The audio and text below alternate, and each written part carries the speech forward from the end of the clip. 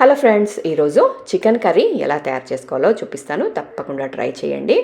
రెగ్యులర్గా చేసుకునే చికెన్ కర్రీయే కదా, దీంట్లో ఏం స్పెషల్ అనుకుంటున్నారా? తప్పకుండా స్పెషల్ ఉందండి. ఇది రెగ్యులర్గా కాకుండా కొంచెం డిఫరెంట్గా చేశాను కాబట్టి టేస్ట్ మాత్రం చాలా అంటే చాలా బాగుంటుంది. తప్పకుండా ట్రై చేయండి. ఈ వీడియో మన ఛానల్లో అప్లోడ్ అయిందండి, చూడండి. లేదంటే కింద లింక్ ఉంది, జస్ట్ ఆ లింక్ ప్రెస్ చేస్తే డీటెయిల్డ్ వీడియో వస్తుంది. స్కిప్ చేయకుండా చూడండి, అప్పుడైతే మీరు ఈ టేస్టీ అయిన చికెన్ కర్రీ చేసుకోవచ్చు.